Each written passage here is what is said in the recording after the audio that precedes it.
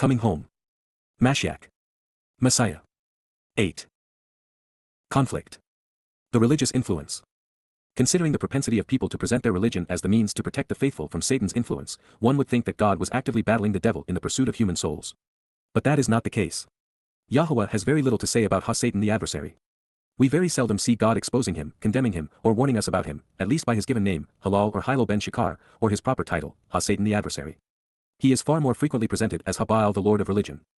With all the evidence demonstrating Yahowah's overwhelming predilection to work through people rather than alone, and with Satan having no other option, we should have realized that this conflict would be waged through individuals, with Yahowah's spirit enabling his chosen representative, and Satan's spirit possessing the others. And that is exactly what we find. In this ultimate conflict, the truth regarding the identities of the principal villain and leading advocate is readily known. Their very names expose whose side they are on, with Dowd meaning beloved and Shaul being indistinguishable in the Hebrew text from Sheol, hell. Dowd was personally selected by God and then immersed in his Ruach spirit as he anointed him Mashyach Messiah. King Shaul was chosen by the people as a repudiation of Yahowah. He and the wannabe apostle by that same name, Shaul questioned him, Paul, admitted to being demon-possessed.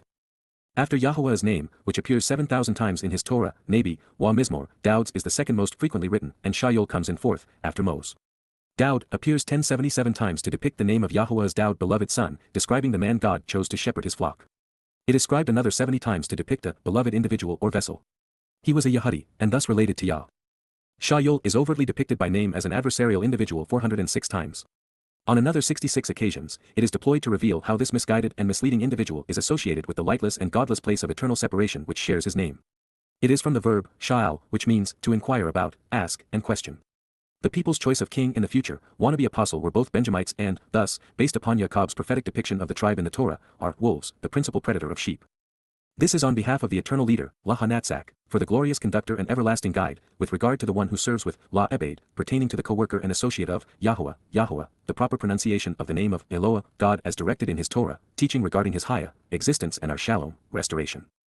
It is regarding Dowd, La Dowd, the approach of the beloved, who, walking along the correct path which provides the benefits of the relationship, Asher, spoke the words, Daber F Daber, communicated these statements, of this song, Hashira Hazoth, of this composition of lyrics set to music, to approach, La, Yahowah, an accurate transliteration of the only name of Eloah, God per his Torah. Instructions regarding his Haya, existence and our Shalom, reconciliation.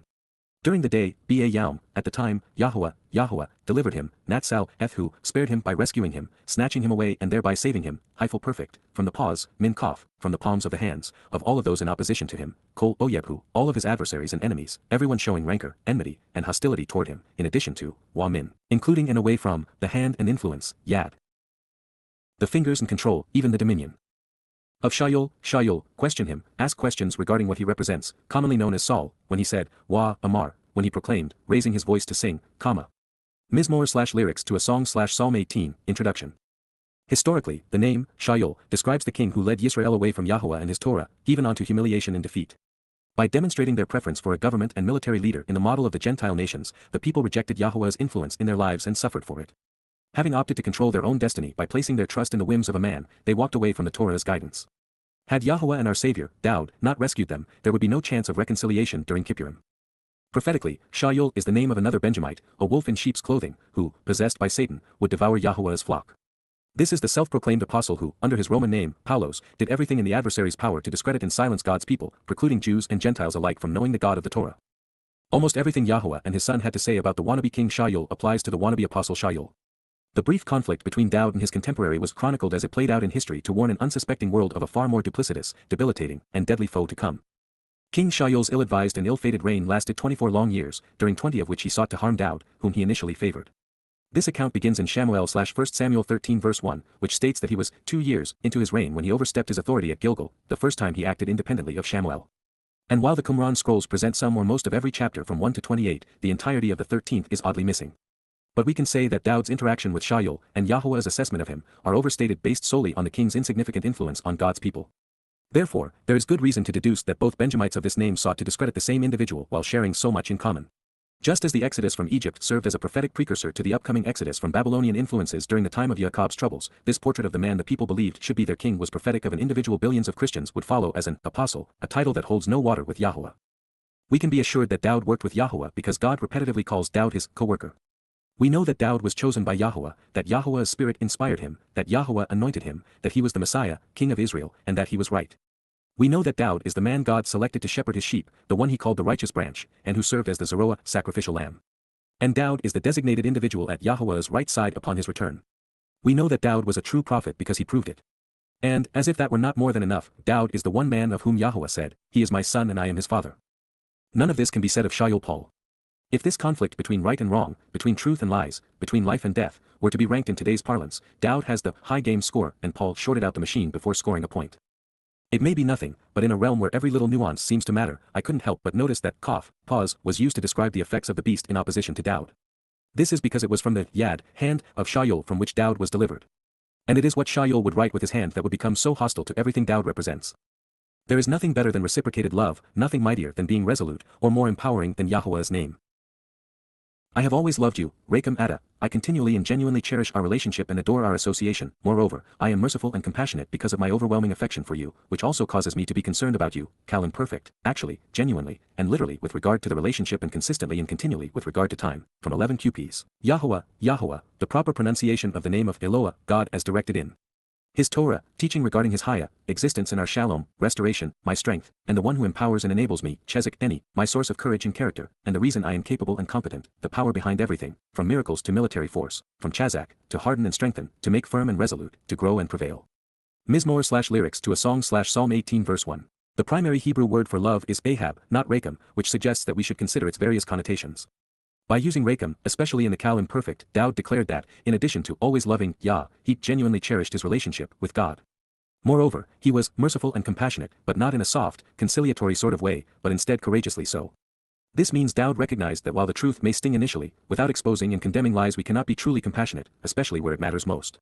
Further, it was Dowd's affection for God that caused this son to be concerned for his father. And this is something we seldom consider, especially in light of what religious men have said to denigrate Yahowah. We very seldom see love and power juxtaposed. And yet, in a world filled with religious and political charlatans, and patriotic and conspiratorial nimrods, it takes character and courage to speak so passionately about Yahowah and so critically of his human foes. Moving into the symbolic language of a lyricist, Dowd waxes poetic as he sings. Yahowah, an accurate transliteration of the only name of Eloah, God per his Torah, instructions regarding his Haya, existence in our Shalom, reconciliation, is the reason behind my elevated and unassailable position. Sela Eni, is my fortress and the stronghold of my rocky crag, my protection, keeping me grounded and steadfast. Wamatsuda Eni, my fortification and citadel, my means to survive. Wapalat Eni, my source of rescue and deliverance, the one who keeps me safe and secure, free from danger. My God, El Eni, my mighty shepherd among the sheep, and my rock, Sur Eni. In him, Ba with him, I confide and I am comfortable. Chasa, I find myself in a trusted place of refuge, a protected harbor, safe haven, and sanctuary. He is my shield, Megan Eni, my most effective defensive weapon against acts of insolence and hubris, from Ganon, to defend by covering, enveloping, and surrounding, and the brilliant light, Wakaran, the horn, trumpet, breath, summit, illuminating rays, and radiant glow, from Karen, to shine, emitting rays of light, of my freedom and salvation. Yasha Eni, my deliverance and protection, my liberation and one who keeps me out of harm's way. He is the source of my illustriousness in this unassailable high place. Misgab Eni, my fortification and security, my fortress, a compound of my, to ponder the implications and sagab, of being in an inaccessibly high place, set on high and seen as illustrious. 18:2, whose light I radiate, halal, whose virtues I extol and whose illustrious nature I radiate, clearly, visibly, and brilliantly conveying that light because he is worthy of it, and I am confident in it. Puel, affirming that he is the beneficiary and that this light is from Yah. Mizmor/lyrics to a song/Psalm 18 verse 2 and 3 in part. Dowd's status is unrivaled because his illustriousness comes from Yahowah, whose light radiates from him. We see it in every word he writes. Normally it would be odd to speak of my elevated position and being grounded in the same breath. And yet with Yah, this is our reality, as it was Dowd's experience. When we realize that we are unique and special because God made it possible for us to become distinct and exceptional, we can celebrate our uncommon contribution to the family of God. Our aptitudes and attitudes, once enriched, enlightened, and empowered by Yah, can be a formidable force for good without a hint of hubris. To ignore these marvelous benefits, and to say nothing about them, deprives Yahowah the satisfaction of seeing our appreciation for how he enables us to accomplish something worthwhile during our lives. Further, it is by contemplating the nature of light that we come to understand the benefit of being empowered by the Almighty. Light takes us to the next dimension and beyond. It makes us eternal. It gives us the capacity to explore the universe. And it makes us ever more like Yah. Theirs was a dynamic partnership, not just eminently enlightening and empowering but also liberating and saving. Yahowah delivered on his son's behalf so that Dowd could deliver on our behalf. Somewhere along the way, every covenant member emulates Dowd's correct response to God's instructions. We choose of our own accord to respond to Yahowah's invitations to meet with him and welcome us into his home. Knowing that His invitation includes adoption into his family, Dowd responded enthusiastically, as should we. I consistently choose to call upon and meet with, Kara, I want to invite and welcome, summon and announce, read and recite, Cal imperfect cohortative, from 11 QPs, Yahowah, Yahowah, the proper pronunciation of the name of Eloah, God as directed in his Torah, teaching regarding his Haya, existence and our Shalom, restoration, and so, from, Wamin, my adversaries, Oyeb any, those in open opposition to me, showing animosity and rancor toward me, my enemies and foes, I am liberated, Yasha, I am delivered and spared, freed and kept safe, Nifel imperfect. Mizmor/lyrics to a song/Psalm 18 verse 3. Dowd came to appreciate what it took others another 3,000 years to realize. First and foremost, Yahowah is our liberator, assuring our freedom from human institutions, especially religious and political oppression. Those who believe that they are saved as a result of being religious or patriotic remain unaware that God is only interested in saving souls from these human contrivances. The fact that there isn't a Hebrew word for religion ought to be enough to convince rational individuals that Yahowah isn't religious. The closest the language allows may be Babel, which is used in this next statement. Since it means to bind and speaks of a binding oath of allegiance, it reflects the meaning of the Latin word upon which the English term religion is based, religare, to bind. Its root is lig, also meaning to tie and bind, with reconveying again. It is found in words like ligament, obligate, oblige, and of course, religion. It was religion, after all, which conceived and popularized the denial and misappropriation of Dowd's attributes, accolades, and achievements. The Talmud and New Testament, as religious documents, are the source of broad-based revolts against father and son. And might I add the obvious, to liberate is to unbind. And therefore, to Yasha is to be free from religion. After the first religious notions were invented, they would use oaths of allegiance to control the masses. The worst of this horrid lot became Christianity, the deadly plague which confuses and confounds billions of Gentiles, many of whom are led to believe that God was willing to renege on his promises for their benefit and Israel's detriment. The binding and restricting cords of the boisterous and religious, Babel, the constraining implements and destructive rigging of the institutions requiring a binding oath and pledge of allegiance, the broken and offensive tentacles and ruinous ropes of a noose, even the fibrous threads, plague, moth, associated with the decay of the physical body and the pandemic disease affecting the population, entangle me to withhold that which is vital, af any, surround me, ensnaring and engulfing me in moving attempts to restrain and control me, cal perfect. And, the abhorrent and detestable torrents seeking to wash away the inheritance, nakal Belial, the worthless and destructive floodwaters of the rebellious seeking to usurp and wash away the proper allotment, are inundating and overwhelming me, any, are deluging and engulfing me, peel imperfect. Mizmor/lyrics to a song/Psalm 18 verse 4. While there isn't a Hebrew word for religion, Belial does a fine job of describing the effect this deadly plague has on those who are ungodly since they lack understanding as a result of being confused and confounded by mingling things together. It is a compound of bali, to negate and be without, and yal, to benefit and avail. To Belial is to forego the benefits of the Torah, Mikri and Berith. And speaking of the ill effects of religion, this next statement seems to predict replacement theology, which is the raison d'etre underlying Christianity's existence. It served as the basis of Paul's arguments against the Torah, the Berith, Yisrael, and Yehudim. Shayul, question him, commonly known as Saul and Paul, tentacles, Babel, binding cords, the implements of the boisterous religious processions of institutions requiring a binding oath and pledge of allegiance, the broken and offensive company in ruinous riggings and noose, even the fibrous threads, spin me around to change me, sabab any, try to alter my purpose and direction, transforming my intent by turning everything around regarding me, and coiled around and encircling me. They immobilize me as they seek to reverse my course. They approach and confront me, making claims against me, Kadam any. In the West they initially encountered me with their antagonistic implications, anticipating my efforts to forestall them, peel perfect, with the enticing lure, Mauch, through the bait and snares deployed to capture and control, and thus the means of entrapment, of the plague of death, moth, of this pandemic disease that causes the entire population stricken with it to die. Mizmor/lyrics to a song/Psalm 18 verse 5. Sheol does not have tentacles. Hell does not have any influence on those who are currently living on earth. Further, King Shaul was never able to control or change Dowd's relationship with Yahowah, nor convince anyone that he had done so. Therefore, this Shaul is the wayward soul Yahowah called the plague of death, the one who, Sabab, changed his name to Paulos immediately before he, Sabab, reversed course and spun everything around regarding Dowd's purpose, with his tentacles coiling around him to immobilize the Messiah such that he could alter his intent. In so doing, the moth, pandemic disease Shaul spread was given Mauch, an enticing lure, enabling the father of lies to capture and control his victims. The stakes are so high at this juncture, this bears repeating. When the self-proclaimed apostle Shaul was allegedly immobilized and blinded by Satan on the road to Damascus, he heard the voice of Satan summon him by name. His ambitions motivated him to withdraw from personally murdering Torah-observant Yehudim to creating a new religion which turned the world against Jews, universally discrediting them and nearly wiping them out. It was only when he was exposed and condemned as anti-Torah that Shaul changed his identity, becoming the anti-Semitic Greco-Roman the Gentile world would honor as Paulos. In his own words, the transformation from the Hebrew Shaul to the Roman Paulos occurred upon encountering a certain magician, a Jewish false prophet whose name was Bar-Jesus. Acts 13 verse 6, the world's most nefarious false prophet immediately went about destroying his credibility by stating, but Elymas the magician, for thus his name is translated, was opposing them, seeking to turn the proconsul away from the faith. Acts 13 verse 8, that's simply untrue. Elymas isn't a translation of Yahusha, Yahowah saves. El is God's title, making Eli my God. Mas means to reject, to despise and abhor a loathsome individual. Therefore, rather than serving as a translation of Jesus, as Shaul falsely claims, Elymas conveys, my God despises and rejects this loathsome individual. It should be Shaul's epitaph. Using a deceiver's favorite ploy, Shaul mitigated future criticism and confused his audience by projecting his faults on Jesus, saying, but Saul, who was also Paul, filled with the Holy Spirit, fixed his gaze upon him, and said, you who are full of all deceit and fraud, you son of the devil, you enemy of all righteousness, will you not cease to make crooked the straight ways of the Lord?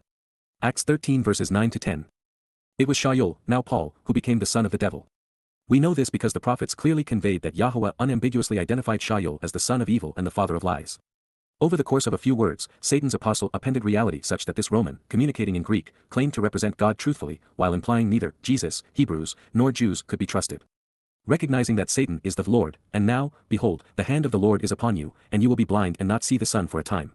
Acts 13 verse 11, this did not happen to Bar Jesus/Elymas. In actuality, Paul is projecting what had previously happened to him on the road to Damascus onto this foe, which is a common tactic among narcissists. And now, Shaul Paul is doing as Dowd had just predicted, making enticing claims which lure people to their death. The prediction in Mizmor/Psalm 18 verse 5 and its fulfillment in Acts 13 should prompt the wary to turn away from the perverted scriptures which proclaim, God raised him from the dead so that he will never be subject to decay. As God has said, I will give you the holy and sure blessings promised to David. Acts 13 verse 34. As shared previously, with Shaul and Christians, it is a case of devious individuals deceiving the faithful to keep their disingenuous faith from being dismissed as dishonest, deadly, and damning. With his transition away from Shaul question him to the Roman Paul, the principal author of the Christian New Testament, reveals that he did not take kindly to Jews questioning his nonsense. He came to despise those who could hold him accountable and expose him as a false prophet. And since Yehudim knew the Torah and prophets sufficiently to confront his errant rhetoric, Shaul needed to denigrate the credibility of those commissioned with speaking for Yahowah. In Shaul's rebranding as Paulos, the wannabe apostle revealed his newfound affinity for the Greek god Apollo and his preference for Roman words and ideas. The fact that Paulos conveys lowly and little in Latin demonstrates that a man with his ego would overlook its literal meaning in favor of what it represents, the sun god of the Greeks. This reality is underscored by the fact that Paul's linguistic skills were so inept he believed that Elymas was a translation of Jesus. By using Tsar in this next statement, two things are possible. Dowd could be speaking of being besieged and diminished during the time of Jacob's troubles when Yisrael is similarly confined and narrowed. Or he is revealing that his soul was bound in Sheol during the fulfillment of Matzah. In having been bound up and confined, with my scope distressfully narrowed and restricted in adversarial fashion, ba hatser la eni, with having been besieged and diminished, being wrapped up and covered over in a troublesome and vexing manner, my case weakened by vexing forces, I consistently call upon and continually meet with, Kara, I habitually invite and genuinely welcome, actually summon and announce, and literally read and recite, Kal imperfect, Yahowah, Yahowah, an accurate transliteration of the only name of Eloah, God per his Torah, instructions regarding his Haya, existence and our Shalom, reconciliation. I have requested assistance, Shua, I have cried for help, pleading for backing, imploring aid by shouting out in this difficult and distressing situation, from my God, Wa El Elohim Eni.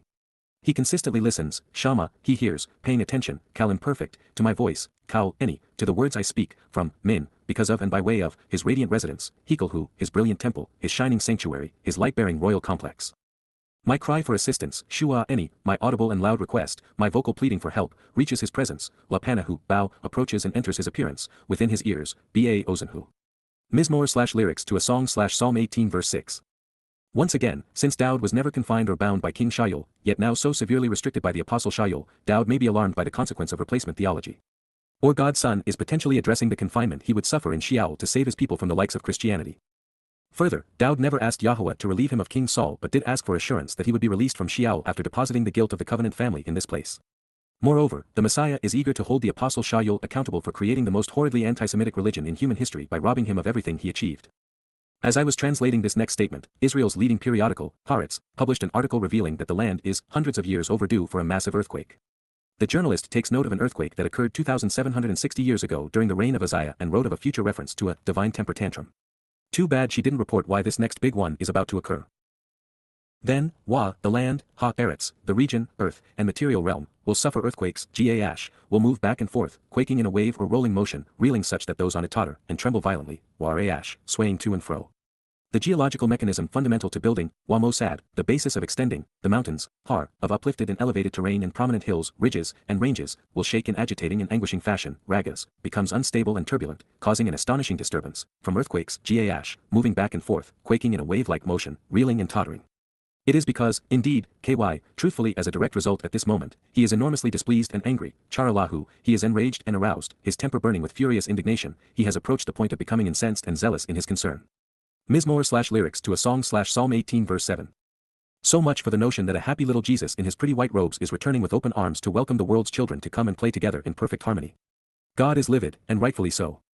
Seismically, Yisrael is riddled with faults, situated at the intersection of 4 tectonic plates: Nubian, East African and Syrian, Sinai, Northeastern Egyptian, Arabian, extreme Western Arabia, and Anatolian, Southeastern Turkey. The most hazardous of these lies along the Dead Sea Rift, so this is not an idle threat. It is also telling that the Jordan Valley last experienced major earthquakes in 1033 CE, marking Yahowah's disgust with the events occurring in Yisrael in the Babel year 5000 Yah. While the preceding and following contain symbolic language, let's not miss the point: Yahowah is not only indignant, but he is also very concerned about the welfare of his people. By unleashing a series of earthquakes, he can accomplish several things simultaneously, chief among them, ensuring that the religious and political edifices constructed by men will crumble and fall. The Islamic jihadists, modern crusaders, and socialist armies brought into Israel to subdue God's people will be toppled. The Dead Sea, with the opening of a southern escape route for its waters, will become vibrant again. And the promised upwelling of living waters may emerge from deep within Moriah, flowing to the sea.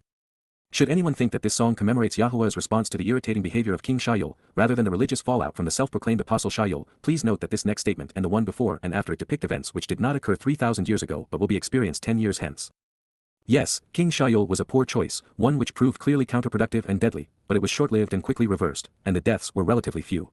Such is not the case with the plague which became the Christian religion. Burning indignation, ashen, heated carbon dust which obliterates the light as a result of smoking animosity, will ascend, Allah, will be offered up as a sign of intense rage, from within his nostrils, Bafu, out of his resentment, and, Wa, a consuming, Akal, a destructive, fire, Esh, blazing flame, will come out of his mouth, Min Pehu, will come forth through his spoken words, as burning coals, Gakal, flashes of flames and embers of fire, are kindled, combust and burn, blazing forth, from him, Minhu. Mizmor/lyrics to a song/Psalm 18 verse 8. Yahowah is burning with righteous indignation. However, his frustration is derived from the issues discussed in the previous 2 statements. That makes this declaration the conclusion of one train of thought leading to the beginning of another. His response is not causing the expansion of the universe or bending of spacetime, as these things are presented in Psalm 18 verse 9. God is either expanding it such that the earth is more isolated so that there is more for his children to explore, or he is increasing the size of the spiritual realm so that he can come closer without destroying our planet. Either way, it's going to be a bad day for those who missed the opportunity to avail themselves of his light. The world of men has finally devolved to a place where there is little hope of salvation. He will expand the universe and enlarge the heavens, bending spacetime, Wa Nadashamim, he stretched out, extending and spreading the cosmos, and then he will descend, Wa Yered, he will come down, Kal imperfect, with a very thick and opaque cloud, Arapel, with obscuring atmospheric phenomenon comprised of water vapor which blocks the light, under his feet, Takhath Regelhu, below his stance and underneath his footsteps. Mizmor/lyrics to a song/Psalm 18 verse 9. Don't get caught in the ensuing darkness. Return to Yah now, otherwise be prepared to endure the ensuing darkness. A cloud, even more miserable and obscuring than that of the Holocaust, will soon envelop the world. There are 3 reasons for the darkness below Yahowah's feet. First, this is what humanity apart from God has brought upon itself. This will be a dark time of war, famine, pestilence, propaganda, depression, and societal disintegration as the political left and religious right fight against one another. For many, this is just the beginning because the darkness enveloping them will continue as they transition from hell on earth to an eternity without light in the black hole of Sheol. Second, Yahowah is coming for his covenant family. And they will be shining before him, clearly distinguished and readily seen. At this joyous moment, he will not have to witness the resulting sense of godless desperation that has brought the world he created to its knees, such that it is on the verge of destroying all life on the planet. Instead, God will be enjoying the company of his children without being burdened by the aggravation of the last vestiges of religious, political, patriotic, and conspiratorial carnage. And third, the earth must be prepared for Yahowah's light. It will be shielded while this transformation occurs during the brief interval between Kippurim and Sukkah. Yahowah's very approach will bend spacetime, creating a phenomenon never previously witnessed by humankind. At this juncture, I'd like to interrupt our prophetic tour with this announcement. Even though Hebrew verbs are liberated in time, the English language employs verb tenses, so we have to choose a tense for readability, relegating each action to the past, present, or future. The challenge for us is one of perspective. Daud was taken to the future as a prophet to witness what will transpire in our time. He wrote about what will soon occur, documenting the most extraordinary episode in human history. He is, therefore, sharing something that he observed from beginning to end, as he experienced it transpired. Although, in the normal progression of time, none of this would occur for another 3,000 years from the date it was written. The essential nature of prophecy is that time is a dimension in which spiritual beings can travel, just as we can move side to side, backward or forward, and jump up and down in 3 dimensions. A prophet enabled by Yahowah can witness the future and can convey what he or she has observed long before it transpires. Therefore, a prophet is not predicting the future but is, instead, reporting it. If we want to see this as Daud experienced it, we must write it as it is unfolding, because that is the perspective of a prophet. This is Daud's testimony regarding what he was shown while witnessing it transpire. Also relevant, having just reread the entirety of Daud's ordeal with King Shaul in Shamuel 1 Samuel 18-31, nothing that is disclosed in this prophecy occurred at that time. By way of review, it wasn't until Shaul was demon-possessed that he sought to pursue Daud, and that's important because Daud had given Shaul no reason to dislike him, much less kill him. And yet, Satan, realizing the role the Son of God and Messiah would play in refuting the adversary and saving God's people, wanted Daud silenced and restrained. King Shaul never came close to killing Daud.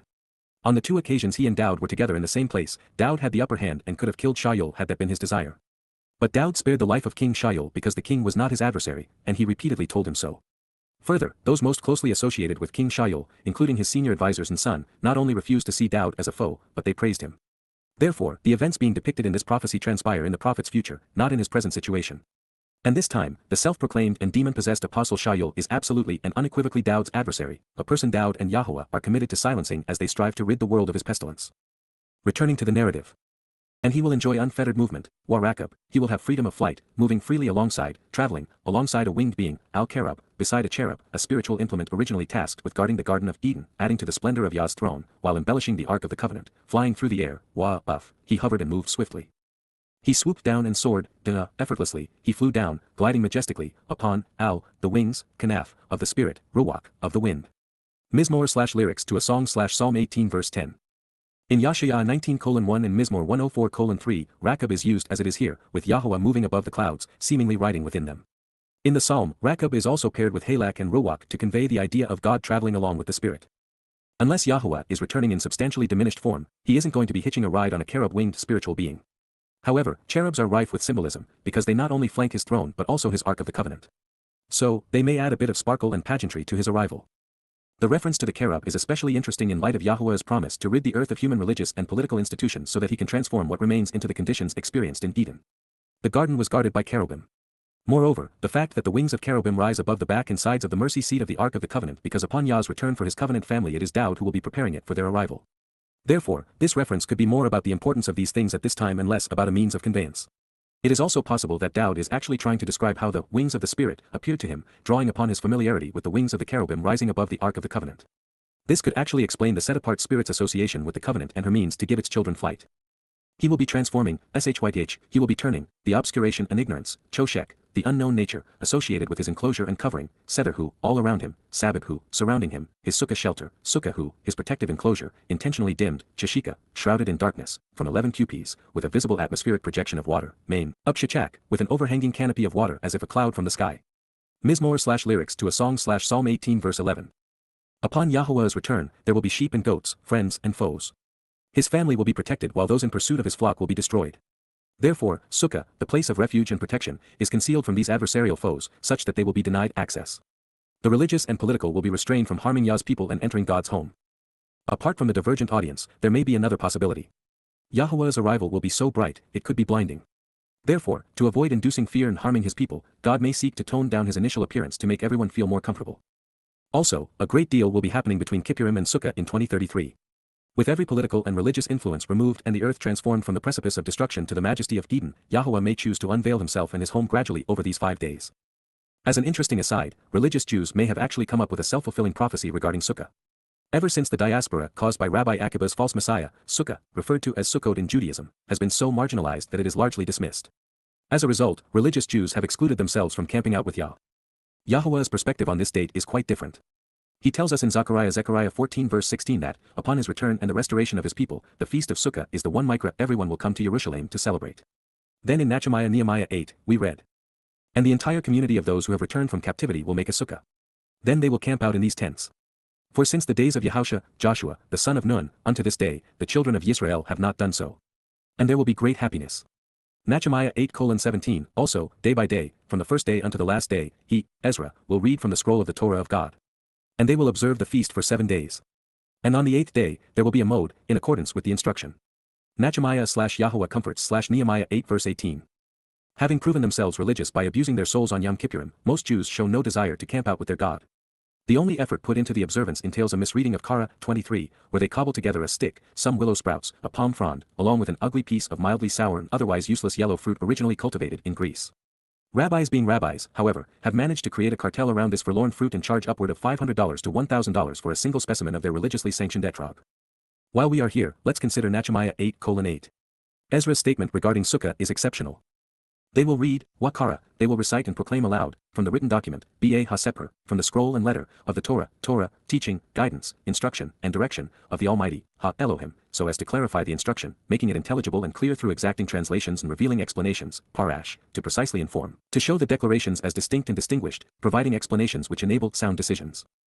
And they will be provided, Wasim, they set before them and cause, bringing about, insights by prudently interpreting the text, intelligently explaining the principles involved, Sekel, advancing knowledge by amplifying and elucidating the meaning, so that they will understand, making the connections to comprehend the teaching, Byn, such that they could access the information, process the instructions, and impart wisdom by way of diligent consideration of the directions, of the Micra. Invitation to be called out and meet with God, Ba Ha-Micra, during the invitation to read and be welcomed, to be called out by name, from a compound of my, to ponder the meaning of Kara, to be invited and welcomed by reading and reciting, to be called out and meet. Yirma'yah comforts Nehemiah 8 verse 8. If ever a statement could be interpreted as validating our efforts, this one certainly applies. It is the motive behind the translations, insights, and commentary. It is also the source of our understanding and subsequent teaching. There may be nothing to it, but since it is possible, I thought I'd share the fact that the deadliest aspect of a star's light comes from cosmic rays. We are protected from them here on Earth by its magnetic field as well as by the copious amounts of water in the atmosphere. Astronauts are not similarly immune.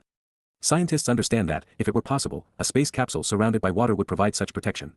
Just as in the case of Sukkah, walls of water protect against one of light's harshest attributes.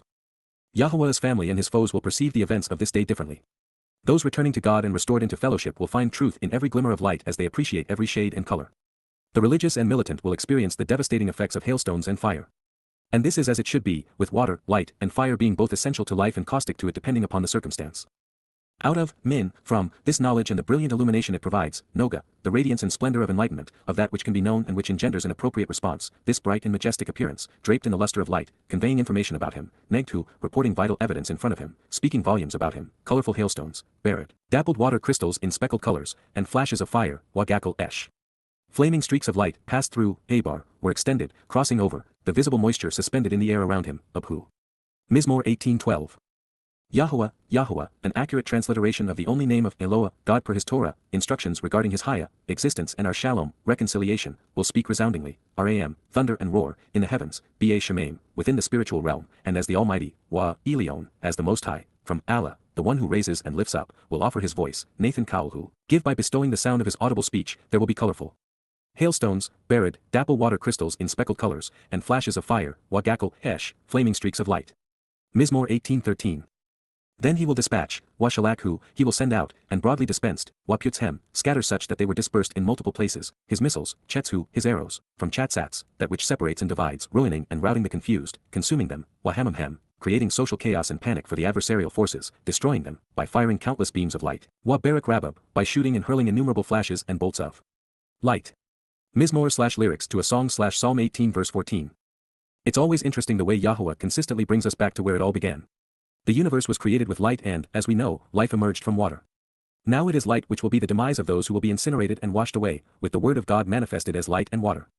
Having begun our relationship with God camping out with him in the Garden of Eden, our earthly adventure will conclude with Sukkah, which denotes the time we are invited to camp out with God forevermore. Every now and again we confront a word that just seems a bit out of place. It could be due to the lexicons or my lack of understanding. But nonetheless, rather than pretend that I'm an unthinking robot ready to concur with everything I read, a little independence isn't just appropriate, without it the relationship would be less interesting for Yah. In this light, while I enjoyed the thought behind Barad, dappled water crystals in speckled colors, it was also intriguing to see Hammam used to describe the effects of the conflagration. It hints of confusion, such that the targets of these bolts of light will be confounded upon learning that belief in the gods they served only led to annihilation by the God they never knew. Most of the time everything fits just as we'd expect. Such is the case with these rivers becoming visible and exposing the foundations of the world at this moment in time. Then, mighty rivers, Apik, the valleys, ravines, and channels, of water, Maim, will be seen, Area, will become visible, are revealed. And the foundations, Mausada, the underlying structure, of the world, Tebel, the planet, including the perversity, confusion, and abominable nature of the people who live on the earth, will be revealed and exposed, Gala, will be made known and exposed, from your disapproval and rebuke, Min Giera, Ada, as a result of expressing condemnation and showing what was wrong, Yahowah, the proper pronunciation of the name of Eloah, God as directed in his Torah, teaching. Regarding his Haya, existence and our Shalom, restoration, as a result of, Min, the conscience and resulting judgment, Neshama, the capacity to be discerning and moral, to make reasoned decisions, to be rational and logical, of the spirit, Ruach, the set-apart feminine and maternal manifestation of Yah's nature, of your breath reveals your animosity and resentment, Ada, of your nostrils to display your displeasure. Mizmor/lyrics to a song/Psalm 18 verse 15. The earthquakes will topple man's religious shrines, political establishments, and military outposts, turning them to rubble. The laser-like beams of light will reduce the belligerents to dust and bone. Then the upwelling of massive amounts of water will wash it all away, cleansing and healing the earth. Yahowah is going to expose and condemn the genocidal anti-Semites who sought to impose their final solution on Yisrael and Yehudim. God is going to explain why they, including their religious beliefs and political aspirations, are wrong. He will judge them, holding them accountable. However, since Yahowah's word did not matter to them in the past, it will not have any effect on this day. They will remain as Hamam, confused as ever. The realization that evidence and reason, even when the testimony comes directly from God, have no effect on the overtly religious and political, the conspiratorial and militant, is something we have long known. So, while it's still appropriate for Yahowah to tell them why what they have said and done was wrong, he's not doing so for the comrades, crusaders, and jihadists but instead on behalf of their victims. Long ago, when we first tried to translate Yahowah's testimony regarding creation, we concluded that by giving Adam a neshama, God was not only making this man in his image but was also giving him a conscience. He would have the ability to exercise good judgment and, thus, possess the capacity to think rationally. The neshama would be an effective tool, a moral compass, something mankind could use to differentiate between good and bad, truth and deception, that which is of God and that which is not. It was something we would be able to use to find our way from mortality to immortality, from decaying matter to spirit, and from the corrupted world of men to a place Yah had perfected. Here, this neshama is not only associated with Yahowah, revealing that God has a conscience. When used in conjunction with Gala, Jaera, and Af, it is obviously judgmental in nature. We had been right about our neshama all those many years ago. Without it, these translations and coming to know Yahowah would have been impossible. Our neshama is not only the part of our nature that makes us like God but is also what we must use to know God.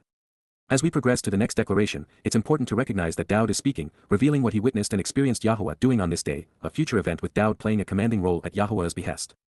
He reached out, Shalak, he extended himself, stretching out, Kal imperfect, from on high, Min Marom, from the heights of heaven, from the most elevated, advantaged, and desirable location, from Rum, to rise and grow, becoming magnified, grasping hold of me, Lakach any, he obtained, selected, and chose me, then received me, Kal imperfect. He drew me out, Masha any, safely extracting me by pulling me out, the basis of Mos, to draw out, Hyphal imperfect, of the abundance of waters, Min Maim Rabbim, of a great proliferation of water and a sea or pool of rabbis. Mizmor 18:16. He snatched me away and saved me, delivering me, Natsal any, he spared me from danger, rescuing me from harm's way, taking me to more favorable circumstances after defending me, keeping me safe and secure by removing me, Hyphal imperfect, from my most influential adversary, Min Oyeb any az, away from the one who intensely opposes me, the individual with the greatest animosity, enmity, hostility, and rancor toward me, the harshest and most pervasive foe, the most violent opponent, and from Wamin, those who shun me, openly refusing to engage with me, Same any, the many who either dislike or abhor me and those who slight me due to their aversion to me, Kal participle. For indeed, ky, they held too high a status within society, had conquered too many people, and were too obstinate and hardened for me, Amitz min any, they were too self-willed and stubborn, too incapable of change, and were too established, persistent, and determined for me, especially as a result of the enormous forces they had mustered and marshaled against me. Mizmor/lyrics to a song/Psalm 18 verse 17. Yahowah is redeploying Dowd to protect his flock and defend them from those preying upon them, as he did 3,000 years ago. Only this time, the number of foes has increased considerably as has the power of their weapons. Therefore, Yah is both empowering Dowd and protecting him, dispatching him and saving him. When the demon-possessed King Shaul sought to kill Dowd, his hostile troops and weapons never overwhelmed or overpowered Yahowah's son. Moreover, those closest to King Shaul considered Dowd a hero. Rather than shun him, they desired to engage with him. Therefore, this prophetic narrative portrays the attitude of Yah's people when he returns with Dowd. In all of this drama, a satisfying insight can be gleaned from the description of Dowd as Masha drawn out of the waters, because Masha is the basis of Moses' name. Just as the great liberator was withdrawn from the religiosity of the kingdom of the Nile, God's son is saved from a sea of rabbis. Dowd's sea of enemies would emerge due to the words of one very influential enemy. This, of course, was the demon-possessed Shaul Paul of Christian infamy. Conditions will be as they exist today. The religious and political are the most influential and empowered. They hold the highest status in our world. And yet, they rank among the most obstinate and self-willed people on the planet. Yahowah delivered his son to save us, but rather than show our gratitude, mankind shunned the Messiah, refusing to engage with our Savior. And sadly, Dowd's people would remain obstinate for 2,000 years thereafter. Continuing to address his role fulfilling Pesach and Matzah, Dowd reported. They approach and confront me, Kadam any, they oppose me, some even anticipating me while trying to forestall my purpose, during the day, Ba Yaum, in the day, of my imminent destruction and ultimate distress, Eyd any, my burden regarding the disastrous and inappropriate nature of Yisrael, from Yud, my association together with firebrands, and therefore, Wa, Yahowah, Yahowah, an accurate transliteration of the name of Eloah, God guided by his Torah, instructions regarding his Haya, existence nar shalom, reconciliation, came to exist as, Haya, was, is, and remains, continually and consistently being, Kal imperfect, my provision to support my life and assist me, La Mishan any, the one approaching and drawing near to provide what I needed to sustain life and uphold the reason for my life, from my, to ponder who and what to shun, to lean on and trust. Mizmor/lyrics to a song/Psalm 18 verse 18. Romans would mutilate Daud's body on Passover.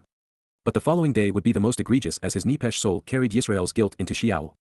Without Yahowah's support and assurance of salvation, Daud would have lacked the capability to bear the extreme burden of his sacrifice. Further, as the exemplar of Yisrael, we find a revealing use of EYD burden in Deuteronomy 32 verse 35. It suggests that Yisrael's demise is also imminent. Speaking of coming to the aid of his people at a time when Yisrael is to be rendered defenseless, Yahowah confirms his intent to defend them from harm, vowing, "This quarrel is mine, so vengeance is mine, as is recompense and retribution. Their feet will totter, and they will slip up and fall as they are overthrown in due time, because the day of their destruction, EYD, is at hand, and such things shall come upon them quickly." Deuteronomy 32 verse 35. It should be obvious to anyone familiar with King Shaul's jealousy and resulting animosity toward Daud, as written in 1 Samuel chapters 18 through 31, that the scale of this forthcoming event infinitely surpasses that episode. The historic account clearly paints a prophetic picture, one in which the names and location remain unchanged, only the timing and the extent of the belligerence. And, then, he brought me out, Yatsep Eni, he came out with me, Hyphal imperfect, to, La, approaching and concerning, this vast expanse, Ha-Merchab, the freedom of an infinite space and limitless realm.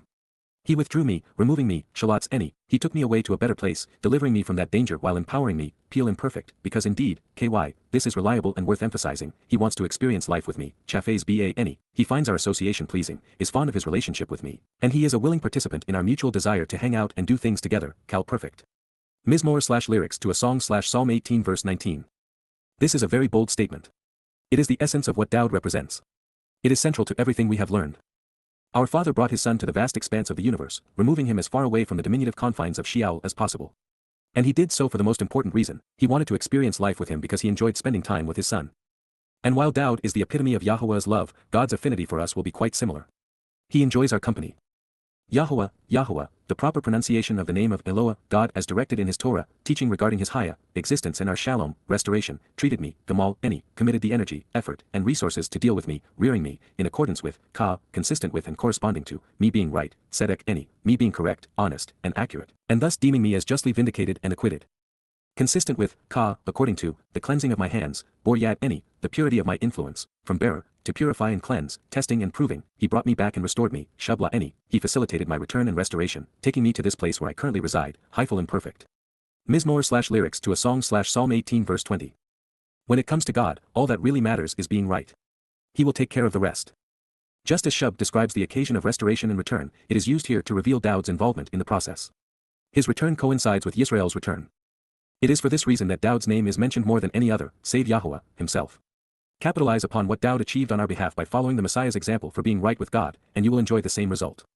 Yes, indeed, this is because, truthfully, it is for the explicit reason that, I have observed, closely examined, and carefully considered, Shamar, I paid attention to and focused upon, watching over, researching, scrutinizing, and analyzing, studied and seriously thought about, the ways, Derek, the route and path through life, the journey leading to the destination, of Yahowah, an accurate transliteration of the name of Eloah, God guided by his Torah, instructions. Regarding his Haya, existence and our Shalom, reconciliation. I have not been shown wrong, lo, Rashaki, I have not been incorrect or invalidated, by my God, Elohim Eni. Mizmor/lyrics to a song/Psalm 18 verse 21. This is where the journey home begins for all of us. The path to Yahowah is open to those who Shamar closely examine and carefully consider his ways as they are presented within the Torah. And since God provides the answers, there is no excuse for not being right. As a prophet, Daud was held to the highest possible standard, absolute perfection. Everything he wrote is accurate. This is true in part due to inspiration but, also, because he capitalized upon Yahowah's means to facilitate good judgment. He did his part and studied Yahowah's testimony ensuring that his assessments consistently reflected God's intent. The more we contemplate this open letter Yahowah has written, the more often we will be rewarded with useful insights. Yes, God could spoon-feed us, providing a data download, but then what would have been the purpose of everything he has already said and done? Relationships are only worthwhile when everyone participates, and our job is to listen to God by closely examining and carefully considering his testimony. It is also the only way to be right. Daud set the example God would like us to follow. For, his every means to exercise good judgment and justifiably resolve disputes, Kol Mishpat all of his decisions, his judgments, and his justice, as well as his plans and prescriptions, are before me and available to me, Lanegd Eni, are directly in front of me. His inscribed prescriptions for living and being cut into the relationship, Chukahu, his engraved inscriptions of what one should do to live and receive an allotment in his written accounts, I did not remove from me, lo, Sir Min Eni, I did not turn aside from or reject me, I took nothing away from nor did I forsake or seek to abolish, Hyphal imperfect. Mizmor/lyrics to a song/Psalm 18 verse 22. When we exercise good judgment regarding the means Yahowah has provided to justly resolve the issues which would otherwise cause us to be estranged, only then can he perfect us, just as he did for Daud. And so, I was, am, and will be, Haya, have become, Cal imperfect, perfect, which is to say entirely right, tamim, blameless and innocent, totally correct and trustworthy, with him, I'm who, in conjunction with him and in his company. By being independently observant, closely examining and carefully considering everything on my own initiative, apart from all societal influences, shamar, by exploring and contemplating, and by remaining focused, independent of all religious and political influences, hitpeel imperfect, I'm kept from being wrong and considered guilty, min a1 any, I'm free from the consequence of any wrong incurred. Mizmor/lyrics to a song/Psalm 18 verse 23. Once we know what God is offering and understand what he is expecting from us in return, we are properly positioned to capitalize on the promises of his covenant. This is because Yahowah's Torah teaches us how to be right. Dowd did, and so Yahowah reciprocated. Therefore, Yahowah, Yahowah, an accurate transliteration of the name of Eloah, God guided by his Torah, instructions regarding his Haya, existence and our Shalom, reconciliation, has brought me back, restoring me, Shabla returned me while changing people's perceptions of the truth regarding me such that they turn to me, Hyphal imperfect, in a manner consistent with, accordance with and corresponding to, me being right, honest, and accurate, Tzedek me being correct, justly vindicated, and acquitted, according to, consistent with, the purity of my intent and influence, Boryat the cleansing of my hands and testing as I accomplished the task, from bearer, to purify and cleanse, testing and proving, from his perspective, Lanegd, who, in his view before his approach. Mizmor/lyrics to a song/Psalm 18 verse 24. This made Dowd the perfect candidate for this mission. It is why Yahowah is restoring him well beyond his former duties and glory. It is why we are reading what he wrote. Yahowah is always fair. At the very least, we get what we deserve. God responds to us as we respond to him. With him, the steadfast, loyal, and devoted, chesed, the set apart and godly, the dedicated and compassionate, you are steadfast, loyal and devoted, as well as loving and merciful, chasad, you are trustworthy and kind, favorable and compassionate. With the strong and innocent man who is correct, jiber tamim, the person with strength of character and courage who prevails, who is empowered and entirely right, you perfect, tamam, you are prepared to complete, prepared to provide what is required to make whole such that nothing is lacking. Mizmor/lyrics to a song/Psalm 18 verse 25. It is our responsibility to be correct and, thus, right about God. It is Yah's job to perfect us. When we do our part, we can count on him doing his. As a jiber, a man of character and courage who was right about Yahowah, as a chesed, steadfastly loyal and devoted individual, Dowd was emboldened, knowing that Yahowah would respond in kind, and he said so without equivocation. With those who are sharp and who choose to be separated, bearer, those whose motives are pure, who after examination remove and cleanse themselves, who are bright, tested, and proven, you cleanse and purify, bearer, you have chosen the separated and after examination and testing and have provided purification and cleansing. But, with those who distort and pervert the truth, Ikesh, those who twist and warp what is just and right, the corrupt, you show hostility, Pathal, you create strife. Mizmor/lyrics to a song/Psalm 18 verse 26. To be connected with God, we must separate ourselves from the common beliefs and institutions of man.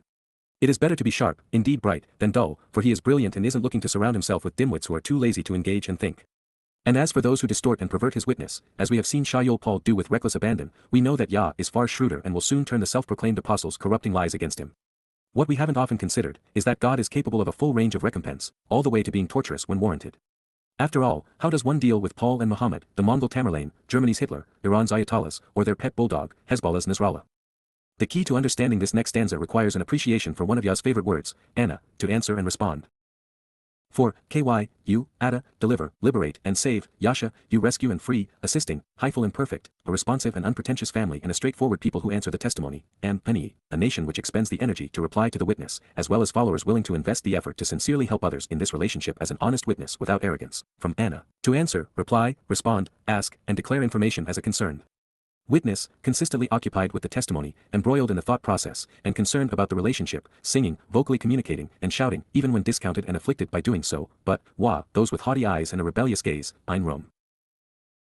Those with a high and mighty perspective who see themselves as honorable, triumphant, and having attained an elevated position, the winners in their own eyes who are arrogant about their insights and understanding in their sight. You humble and bring down, shaffle, you denigrate and humiliate, demean and belittle, taking them from their high position to a much lower one, abasing them, Hyphal imperfect. Mizmor/lyrics to a song/Psalm 18 verse 27. The doorway to heaven opens for us when we respond to Yahowah's testimony. God's 7 invitations await our response and participation. The path to becoming part of our Heavenly Father's family is straightforward, and it is predicated upon us answering his call by incorporating the answers provided throughout his witness. In this regard, God's way and man's go in opposite directions. The religious look up to their God, praising him in the hope that he will save them. But his family looks down at the words he wrote for us to read. By understanding them, we know Yah's answers to all of our questions. The method Yahowah deploys to effect the benefits of the covenant is to envelop us in his light. Light perfects us because where there is light, there is no darkness. Light makes us immortal because light, once emitted, is eternal. Light illuminates the words he wrote for us to read so that we could become enlightened. Light empowers us by the square of its speed. And light makes us more like Yah, who is light. 4. In reality, it is you, Ada, who lights, or, who shines brilliantly and brightly within, my lamp, Ne'eni, my luminary filled with olive oil. Yahowah, Yahowah, the proper pronunciation of the name of Eloah, God as directed in his Torah, teaching regarding his Haya, existence nar shalom, restoration, my God, Elohim Eni, illuminates, Nega, provides light, shining brilliantly, burning brightly in, my darkness, Choshek Eni, my darkest places where I would otherwise be ignorant or confused, dim-witted or depressed. Mizmor/lyrics to a song/Psalm 18 verse 28. This is what made Dowd brilliant, right, and perfect. It is the same benefit Yah is offering the rest of us. Therefore, by illuminating our souls, we appear perfect, bright, and beautiful in God's eyes. In defense of his people, Dowd makes Superman look like a chump. Surely with you, Kyba, Ada, indeed, by you, I can run and quickly drive off, ruts, I can rapidly chase away and dispatch, Kal imperfect, a division of troops or a raiding party, Gedud, armies, paramilitary, bandits, and raiders, Gadad, those who, acting together, invade and attack, penetrating one's territory militarily, politically, or religiously. And by my God, Yba, Elohim Eni, I can scale and ascend a wall or leap over a foe, Dalig Shur, I can climb over a barrier, jump over any wall, or rise above any enemy. Mizmor/lyrics to a song/Psalm 18 verse 29. He was the ultimate avenger, the prototypical superhero. Fighting to defend his people, he won every battle.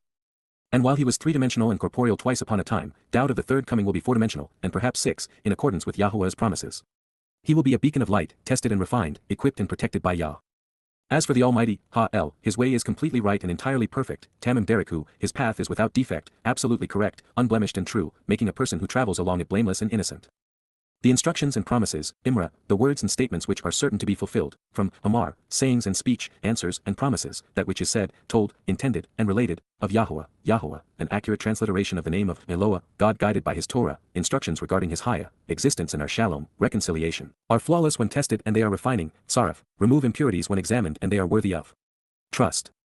He provides the gift of a protective shield, Megan who, giving the present of an ornamental and defensive weapon which forestalls an attack, from Ganon, a protective covering which surrounds, for all, Lakol, who trust him to keep them safe, Hachasa Ba who take refuge in him, seeking his protection by confidently confiding in him and relying upon him. Mizmor/lyrics to a song/Psalm 18 verse 30. It was and forever will be Yahowah's words that matter. They convey everything we need to know to receive everything God has to offer. There may be a tendency to assume that individuals like Moses and Dowd, through their direct contact with God, have an advantage over those who later read their words. However, if you consider what Dowd wrote, it is apparent that he came to know Yahowah through the Torah and Ruach, just like the rest of us.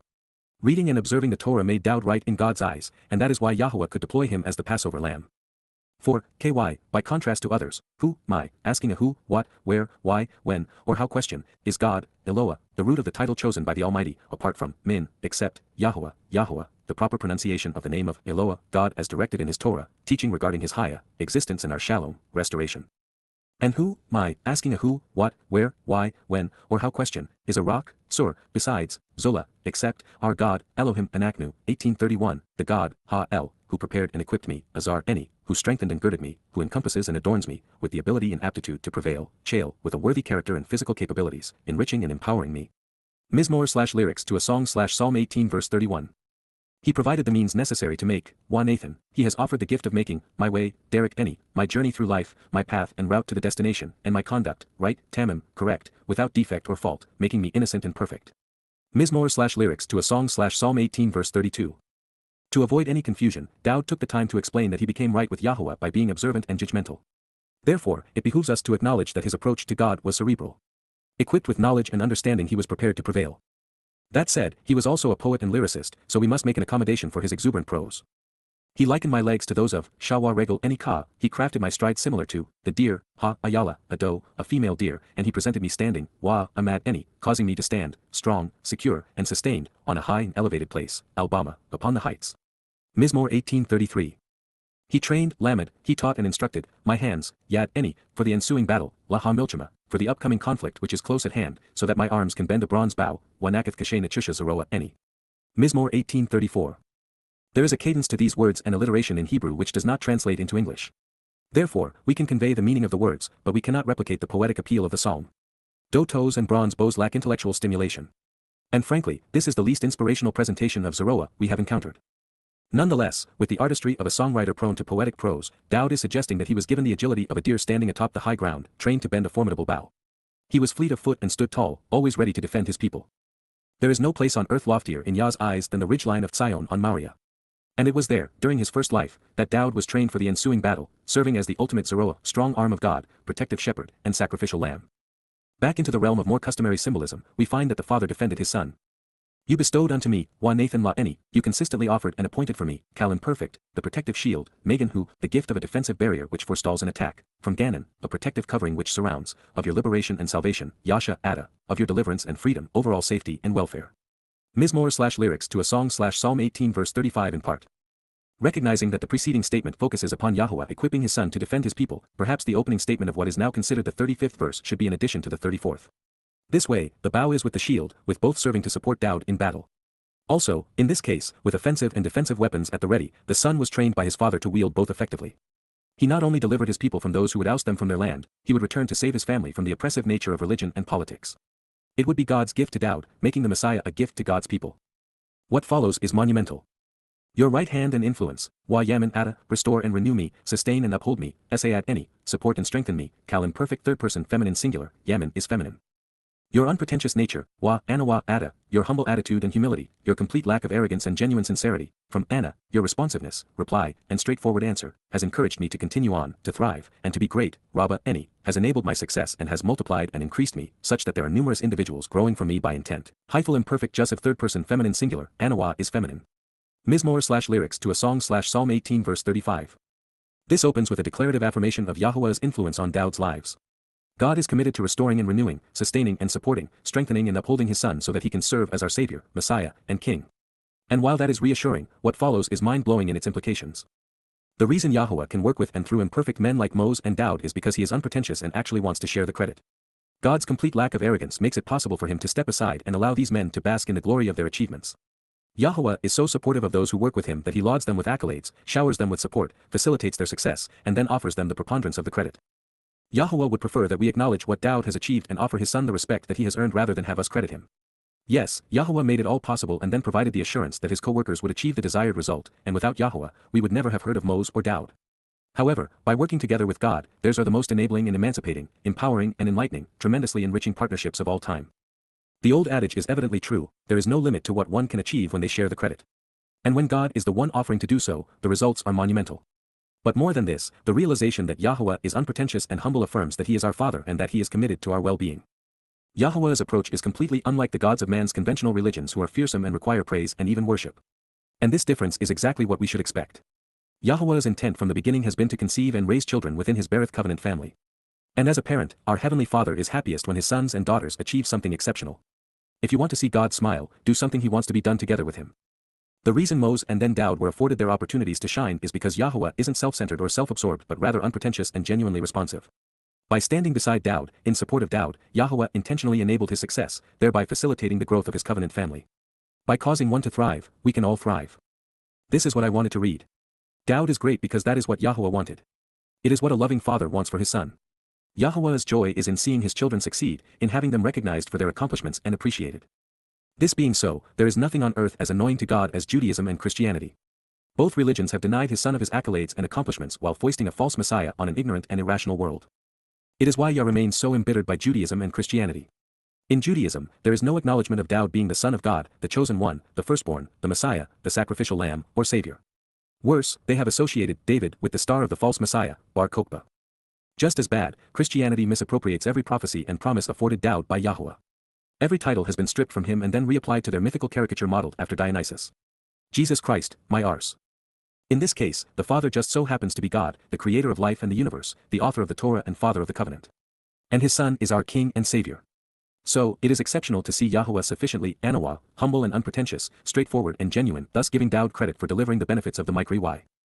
Everything we have read thus far resonates with this reality. God is exactly as we'd want him to be, approachable and sincere. He doesn't want to be worshipped or praised, neither feared nor seen as intimidating. God wants us to approach him as we would our own fathers, that is, if ours were like Yah. And let's not lose sight of the fact that both Yamim right hand and Anawa unpretentiousness are feminine attributes of Yahowah, which is a feminine name in Hebrew with the suffix symbolic of Sarah's contribution to the covenant. In this way, God is saying that it was through the Ruach spirit he bestowed liberally upon his anointed that these things were possible. Ruach is also feminine in Hebrew. This statement is so monumental, so insightful, and so universally defining, I am struggling to do it justice. Your right hand and influence, Wa Yamin Ada, restore me, sustain and uphold me, renew, support, and strengthen me, Sa Any. Your unpretentious nature, indeed, your straightforward answers, genuine responsiveness, and complete lack of self-centered arrogance, Yada, have intentionally encouraged me to continue on, to thrive, and be great, enabling me to succeed and grow such that the results are exponential. Rabba, Eni. Mizmor 18:35. Again, like a father with a son. You broaden, Rakab, you have enlarged, increasing the spatial dimensions, creating tremendous opportunity, hyphal imperfect second-person masculine singular, my stride beneath me, ts ad any tak hath any, my steps, stance, and walk, even distance traveled under me, and my stance never wavers, while lo, ma'ad karsel any, but my feet never bobble, come up lame or slip. Cal perfect third-person masculine plural. Mizmor/lyrics to a song/Psalm 18 verse 36. The most courageous appeal ever made and the greatest stand undertaken are by the same individual. Yah's steadying hand made this possible. And Dowd thrives across a great chasm of time, with 1,000 years separating his first and second lives and 2,000 more prior to his third coming. His first life was the most amazing ever lived. He was chosen by God and anointed 3 times beginning at 8 years old. He was robustly filled with the Ruach spirit, enabling his success. He became Yahowah's son, his firstborn. A shepherd who became king. He unified Yisrael and established the family home in Jerusalem. He was an exceptional prophet and lyricist. And unlike any other, he foresaw and then described what he would endure in his second and third lives. Even with all of that, his greatest achievements came later when he served as the Pesach, Isle and then carried his people's guilt into Sheol on Matzah to perfect the children of the covenant. He became the first to celebrate Bikurim as intended. His sacrifices and subsequent rewards were the greatest in history and yet are seldom acknowledged. Striding boldly into the future, Dowd has earned the right to be our king and rule the world. And he will do so, staying in character, never wavering from the script he and his father have written. Dowd is not a pacifist nor is he tolerant, something he inherited from his father. I will pursue, Radaf, I will chase after and prosecute, striving against and persecuting, Cal imperfect first-person singular, my enemies, Oyeb any, my foes, those in open opposition to me, those treating me with animosity and rancor, showing hostility and enmity toward me, and, I will be equipped to overtake them, Nazaghem, I will be prepared to catch them, hyphal imperfect first-person singular. And, I will not return or be restored, lo, Shub, I will not have repaired my reputation, Cal imperfect first-person singular, until they are all gone, neither having perished nor being wiped out, ad Kalahem, until they are finished, eliminated, or destroyed, Peel infinitive.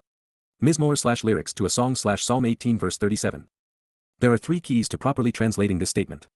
First, the verbs, Radaf pursue, Nazag overtake, and Shub return, were all written in the imperfect conjugation, indicating ongoing action. This means that Dowd expected these things to continue unabated. They are not things pursuant to Dowd's past and do not apply to his initial life because God provided him a respite. So, these claims are prophetic. Second, the primary meaning of Shub is to return and to be restored. Therefore, Dowd is affirming that, for his reputation to be repaired, those who besmirched it must go.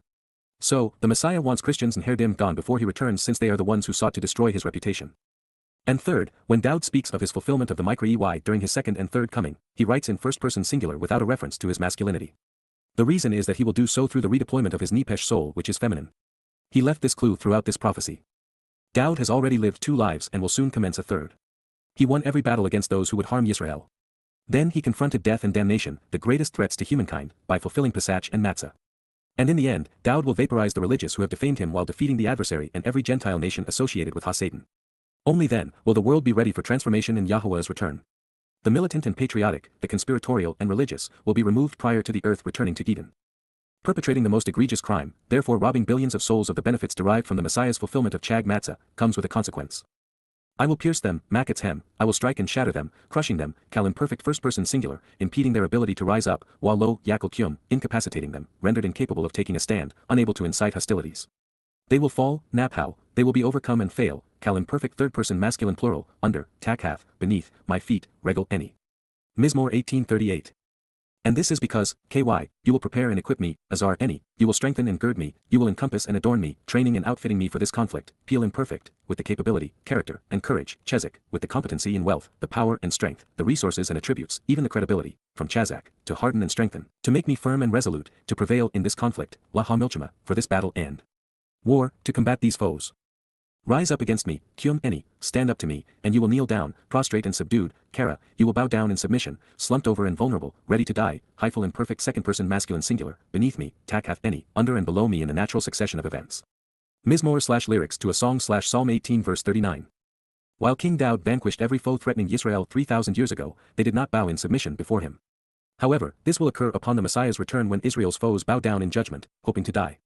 As a result, there will never again be a political or religious uprising against God or Yisrael. Every covenant member has a role to play in this conflict. Dowd's mission has been to remove our guilt and then rid the world of those in opposition to Yahowah and Yisrael, eliminating those who reject the Torah and its covenant. Ours is to share Yahowah's testimony on these matters so that as few people as possible remain on the wrong side of this debate.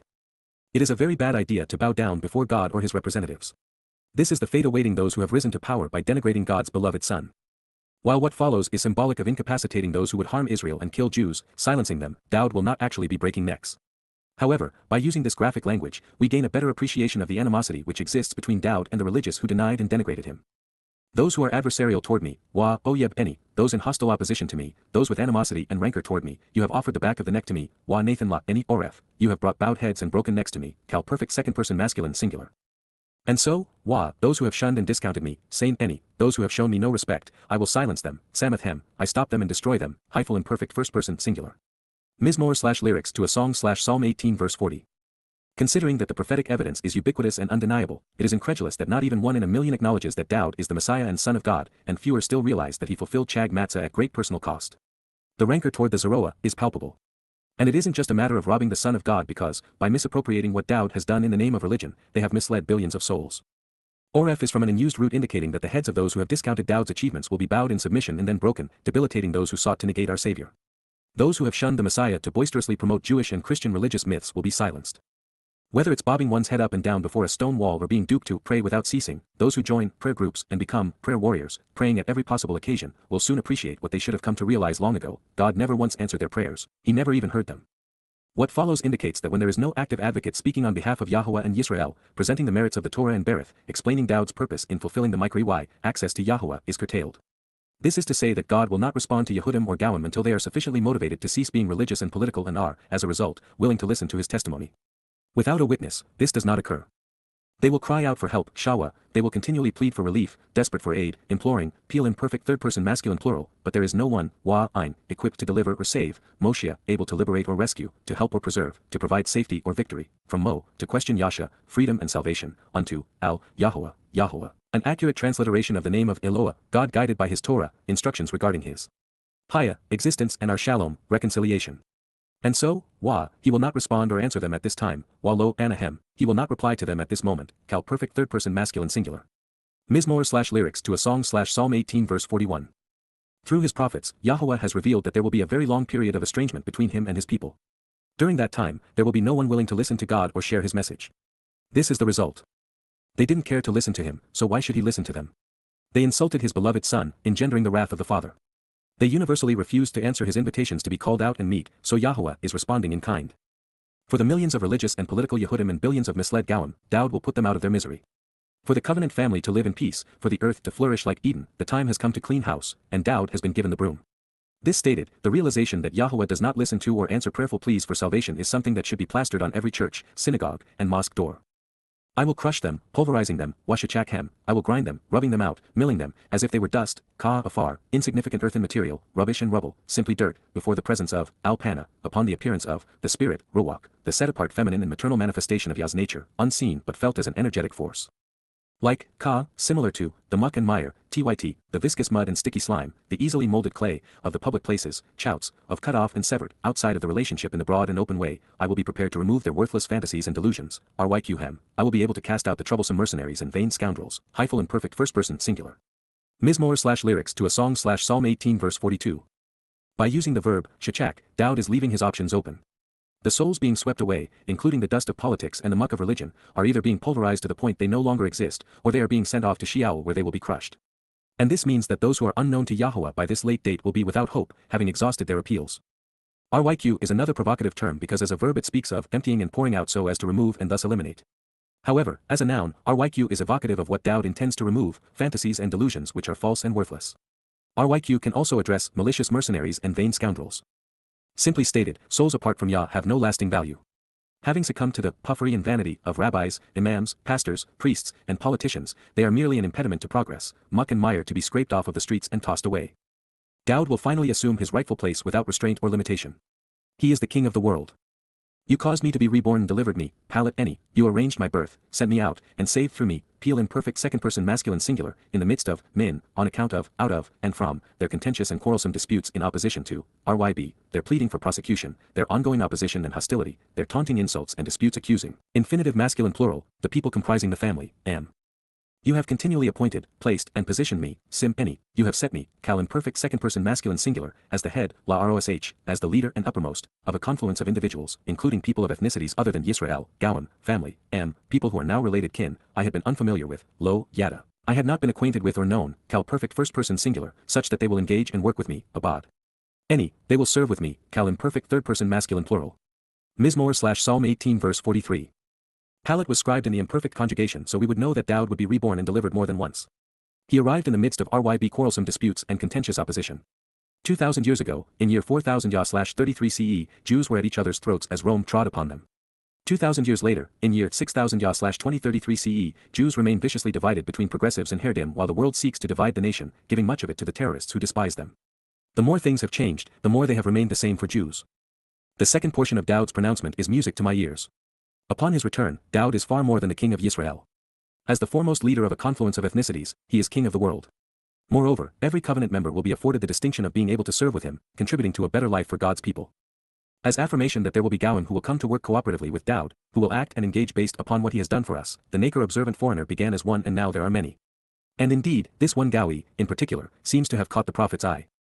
By, la, him hearing the message, Shema Ozen, him receiving the information being conveyed, infinitive masculine singular, they were able to listen to me, Shama, la, any, they could hear what I had to say and could understand and benefit from what I had pronounced and proclaimed, Nifel in perfect third person masculine plural. Those brought into the family, Beni, the offspring and children, even the group associated with, from Bana, the family and home re-established, by the Nakar observant foreigner, who paid attention and came to understand, Nakar, by the one from a different place and time who was observant and responsive, from Nakar, someone who, by being circumspect and discerning, has come to recognize, acknowledge, and become acquainted with and then comprehend that which deserves our highest regard and respect, they will be prepared to submit to me, Kachash la any, will be ready to accept me, even as they are disowned and cringe at having been deceived and emaciated, Peel in perfect third person masculine plural. Mizmor 1844.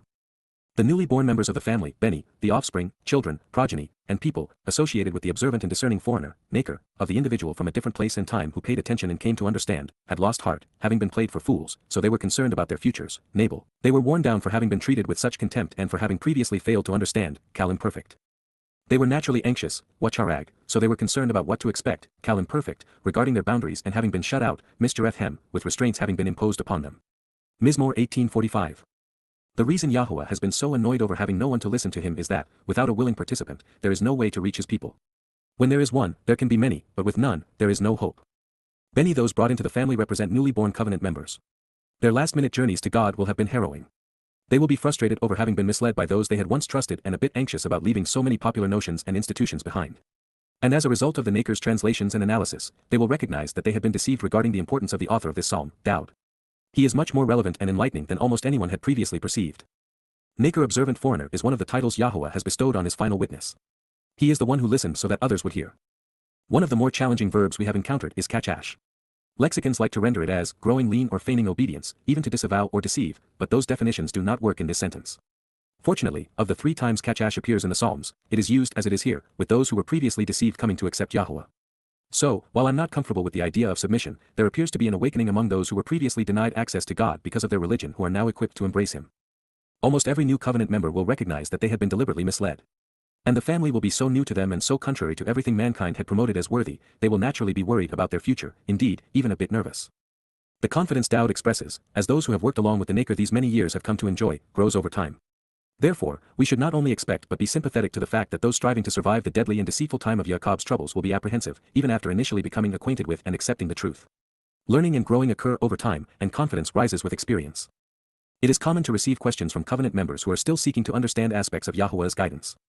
They are apprehensive about such things, especially when the answers are so diametrically opposite to what most have been led to believe. Therefore, Daud is being real with us, telling Yisrael and Yehudah, on the cusp of his return with Yahowah, that he recognizes they will need comforting.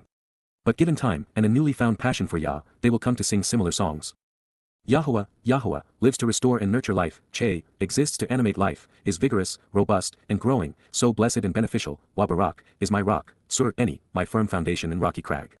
Exalted on high, Rum, elevated in greater dimensions, choosing to take action from above, is the God, Elohim, of my deliverance and salvation, Yesha Eni, my welfare and prosperity. Mizmor 1846. Yahowah's intent through the Berith and Micro-EY is to restore and nurture life, making us all we can be. This is the ultimate blessing. Daud's rock is the ridgeline of Tzion atop Moriah in the heart of Jerusalem.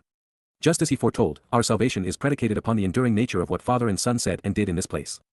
Without the words to explain the fulfillment of the mode, no one would be able to capitalize upon their collaboration. We have a responsibility to guide anyone who is receptive to learning how to live their life in sync with Yahowah's will, even when we have to admonish those who are so newly born into the covenant that they do not understand why God accomplishes his will through people like Dowd. Until they have invested the time to diligently study Yah's word, they may not yet appreciate why we must be politically incorrect, anti-religious, and apolitical, disassociating from the societal customs and counterproductive conspiracies which have led so many astray. It is true now and will be then that recent additions to the covenant family will not have yet grown to the extent that they comprehend why we can neither be just nor compassionate until we use our words backed with evidence and reason, to expose and condemn the institutions and individuals who have promoted deceitful, destructive, and damning myths.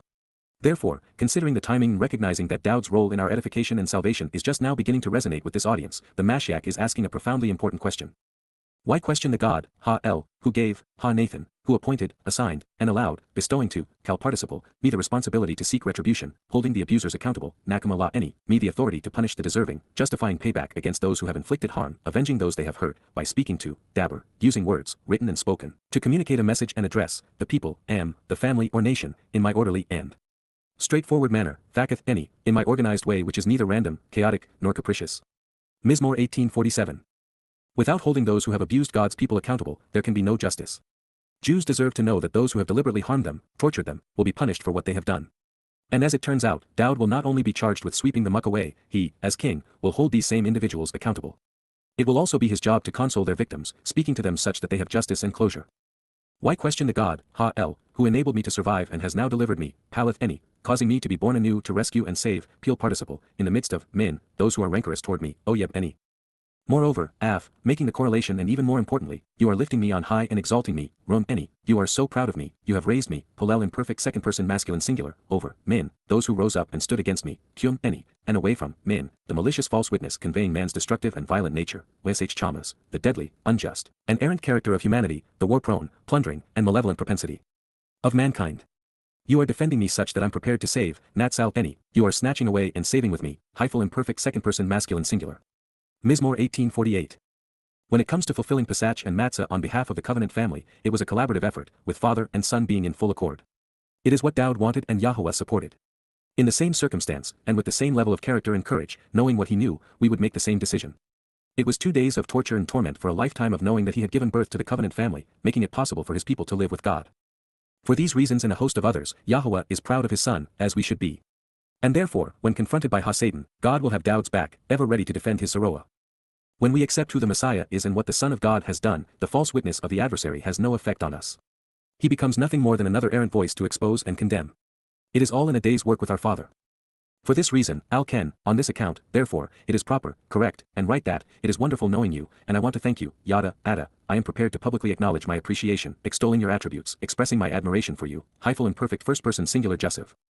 Among people of every ethnicity, Wa-Ba Ha-Gowan, with regard to the people of different races and places, Yahowah, I will choose to sing, Zammer, I want to make beautiful music, Peel imperfect cohortative first person singular, to your name, Lashem Ada. Mizmor 1849. Even when the job is difficult, Dowd realizes that he will be serving his people, pursuing his father's business in the most correct and moral manner. So rather than grimace, he will be singing. His songs will be heard the world over as his jurisdiction will extend well past the borders of Israel. And through it all, one name shall reign supreme, Yahowah. Let us also appreciate that, while Yahowah is singing Dowd's praises, his son is seeking to please his father. He enables tremendous growth while promoting the importance of, Gadol, he provides an increase in spatial dimensions and time, honorably rearing while magnifying, Hyphal participle masculine singular, freedom and salvation, Yeshua, liberation and deliverance, the prosperity and general welfare, for and through his king, Melech who, for the one he has chosen to provide counsel and advice and act as his approved leader. He engages, demonstrating, Asa, he acts to advance, performing to promote, cal participle masculine singular, enduring love, unfailing kindness, and steadfast devotion, Wachisad, great affection and unwavering favoritism and mercy, on behalf of, his anointed Messiah, Mashyach who, the one he set apart, prepared, and dedicated to lead, anointing, Dowd, the beloved, and what he sows. Walla Zerah who, his posterity and descendants, forever as an eternal and restoring witness, ad aulam, for all eternity.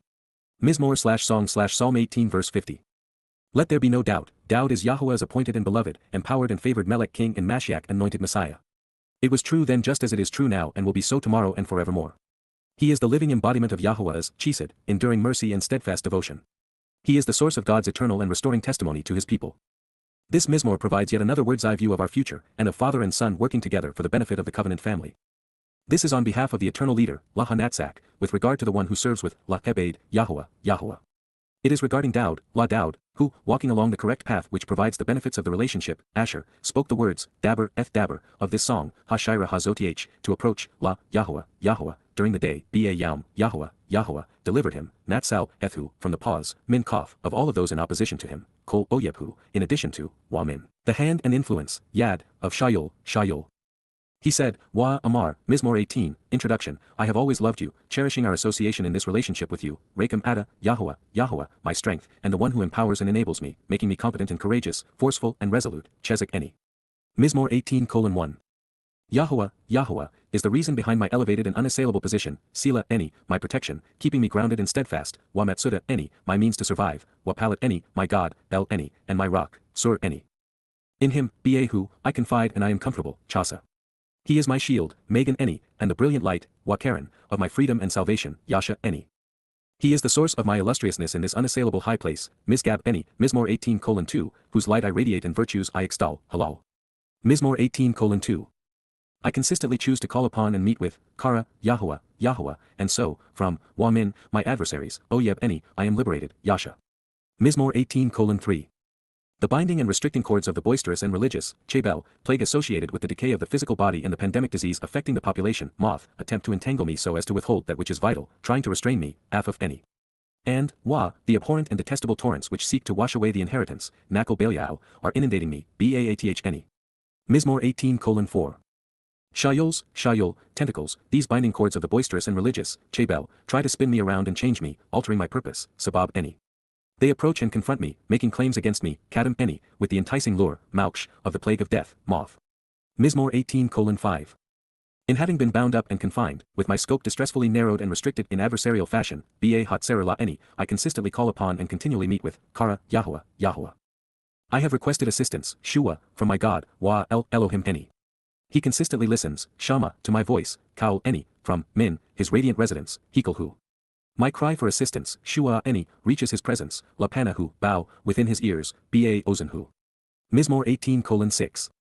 So then, Wa, the land, Ha Eretz, will suffer earthquakes, Gaash, and tremble violently, Wa Reash, as this geological mechanism fundamental to building, Wa Mosad, the mountains, uplifting the terrain, Har, will shake in agitating and anguishing fashion, Ragas, from earthquakes, Gaash. It is because, indeed, Ky, he is very displeased, incensed, and angry, Charalahu. Mizmor 18:7. Burning indignation, Ashen, will ascend, Allah, from within his nostrils, Ba, Afhu, and, Wa, a consuming, Akal, fire, Esh, will come out of his mouth, Min Pehu, as burning coals, Gakal, are kindled, Baar, from him, Minhu. Mizmor 18:8. He will expand the universe and enlarge the heavens, bending spacetime, Wa Nada Shemaim, and then, he descended, Wa Yered, upon a very thick and opaque cloud of obscuring phenomenon to block the light, Arapel, under his feet, Takath Regelhu. Mizmor 18:9.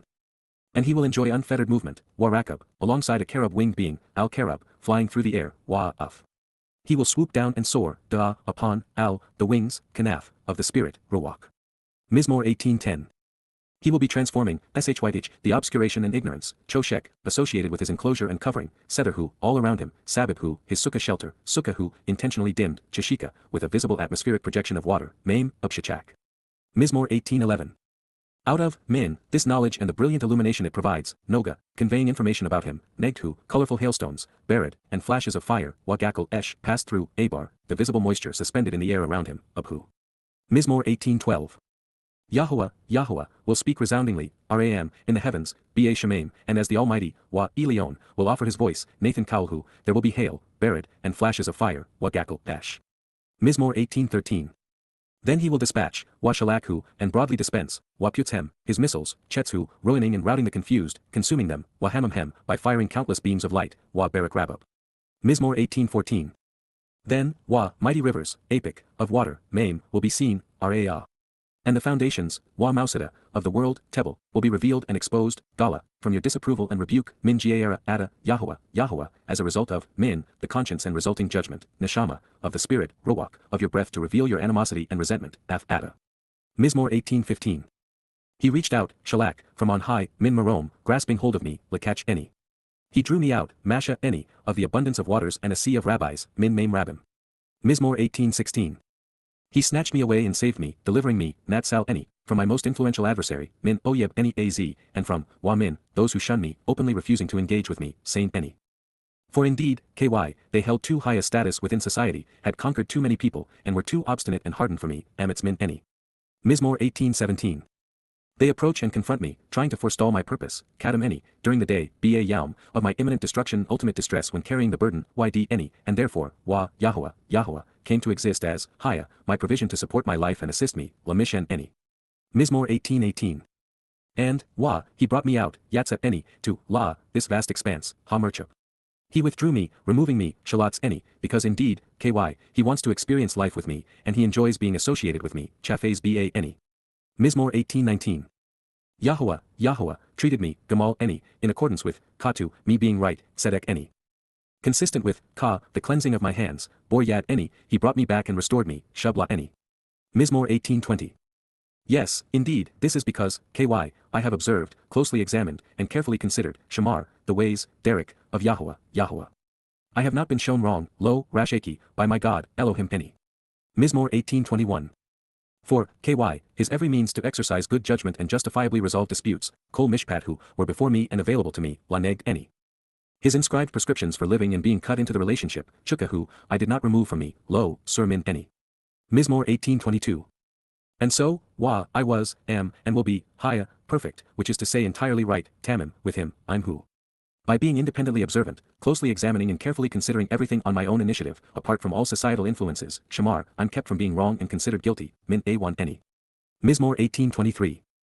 Therefore, Yahowah, has brought me back, restoring me, Shubla any, in a manner consistent with, me being right, honest, and accurate, Sedek any, according to, the purity of my intent and influence, Bor Yad any, from his perspective, Lanegd Einhu. Mizmor 18:24. With, I'm, the steadfast, loyal, and devoted, Chesed, you are steadfast, loyal, and devoted, as well as loving and merciful, Chasad. With, I'm, the strong and innocent man who is correct, Jiber Tamim, you perfect, Tamam. Mizmor 18:25. With, I'm, those who are sharp and who choose to be separated, Bearer, you cleanse and purify, Bearer. But, with those who distort and pervert the truth, I'm, Ikesh, you show hostility, Pathau. Mizmor 18:26. For, you, Ada, deliver, liberate, and save, Yasha, a responsive and unpretentious family and a straightforward people who answer the testimony, Am, Penny, but, those with haughty eyes and a rebellious gaze, Ein Rum, you humble and bring down, Shaffle. Mizmor 18:27. For, it is you, Ada, who lights, or, my lamp, Na, any. Yahowah, my God, Elohim any, illuminates, Nega, my darkness, Choshek any. Mizmor 18:28. Surely with you, Kyba Ada, I can run and quickly drive off, ruts, a division of troops or a raiding party, Gedud. And by my God, Waba Elohim any, I can scale and ascend a wall or leap over a foe, rising above any enemy, Dalik Shur. Mizmor 18:29. As for the Almighty, Ha-El, his way is completely right and entirely perfect, Tamim Dereku. The instructions and promises, Imra, of Yahowah, are flawless when tested and they are refining, Saraf. He provides the gift of a protective shield, Megan who, for all, Lakol, who trust him to keep them safe, Hachasa Bahu. Mizmor 18:30. For, who, is God, Eloah, apart from, Min, Yahowah. And who, is a rock, Sur, besides, Zola, our God, Elohim, Anaknu, the God, Ha-El, who prepared and equipped me, Azar any, with the ability and aptitude to prevail, Chael. Mizmor 18:31. He provided the means necessary to make, Nathan, my way, Derek any, right, Tamim. Mizmor 18:32. He likened my legs to those of, Shawa Regal any Ka, the deer, Ha-Ayala, and he presented me standing, Amad any, on a high and elevated place, Alabama. Mizmor 18:33.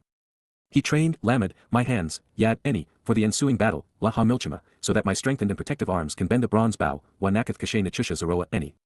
Mizmor 18:34, you bestowed unto me, Nathan La any, the protective shield, Megan who, of your liberation and salvation, deliverance and freedom, Yasha Ada. Your right hand and influence, Yaman Ada, restore and renew me, sustain and uphold me, Esayad any.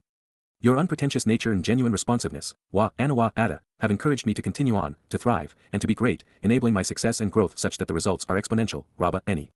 Mizmor 18:35. You broaden, Rakab, my stride beneath me, Tsad any tak hath any, and my stance never wavers, Wallo Maad Karsal any. Mizmor 18:36. I will pursue and prosecute, Radaf, my enemies showing enmity toward me, Oyeb any, and, I will be equipped to overtake them, Nazaghem. So, I will not return or be fully restored, my reputation completely repaired, lo, Shub, until they are all gone, either having perished or being wiped out, Ad Kalahem. Mizmor 18:37. I will pierce them, Makathem, impeding their ability to rise up, lo, Yokol Kyum. They will fall, naphal, under, takhath, my feet, regal, any. Mizmor 18:38. And this is because, ky, you prepared and equipped me, azar, any, with the capability, character, and courage, the credibility and competency, chezik, to prevail in this conflict, laha milchama.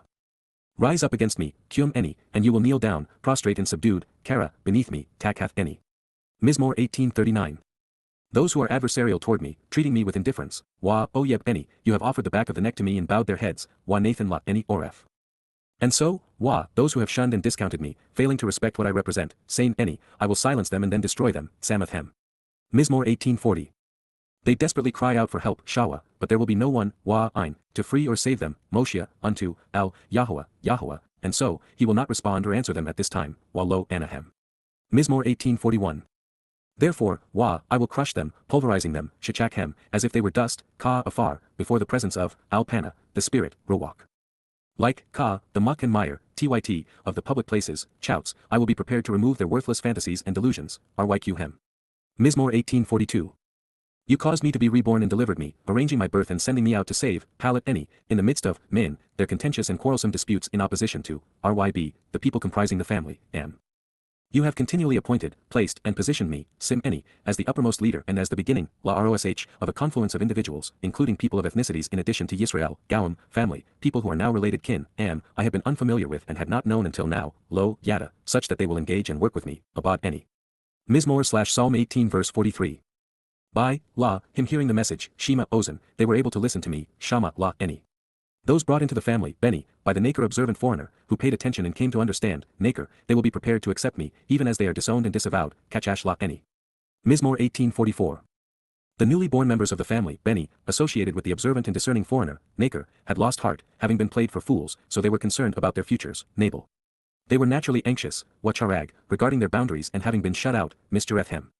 Mizmor 18:45. Yahowah, Yahowah, lives to restore and nurture life, che, so blessed and beneficial, wa barak, is my rock, sur any. Exalted on high, Rum, is the God, Elohim, of my deliverance and salvation, Yesha any. Mizmor 18:46. Why question the God, Ha-El, who gave, Ha-Nathan, me the responsibility to seek retribution, holding the abusers accountable, Nakama la any, by speaking to, Dabber, the people, am, in my orderly and straightforward manner, Thaketh any, Mizmor 18:47, who enabled me to survive and has now delivered me to save, Paleth any, in the midst of, min, those who are rancorous toward me, Oyeb, any. Moreover, Af, you are lifting me on high and exalting me, and because you are proud of me, you have raised me, Rum any, over, min, those who rose up and stood against me, Kyum any, and away from, min, the malicious false witness conveying man's destructive and violent nature, Msh chamas. You are defending me such that I'm prepared to save, Natsal any. Mizmor 18:48. For this reason, Al-Ken, it is wonderful knowing you, and so I want to thank you, showing my appreciation, Yada, Ada. Among people of every ethnicity, Wa Ba Ha-Gawam, Yahowah, Yahowah, I will choose to sing, Zamar, to your name, Lashem Ada. Mizmor 18:49. He enables tremendous growth while promoting the importance of, Gadol, freedom and salvation, Yeshua, for and through his king, Melekhu. He engages, demonstrating, Wa Asa, enormous favoritism, enduring love, unfailing kindness, and steadfast devotion, Wa Chesed, on behalf of, La, his anointed Messiah, Mashyach who, Dowd, and what he sows, including his descendants, Wa Lazera who, forever as an eternal and restoring witness, Ad Alam. Mizmor/Song/Psalm 18 verse 50. What an amazing confirmation of all we have come to embrace and herald. Our message to you comes from the highest authority. Yod Hey Wah Hey.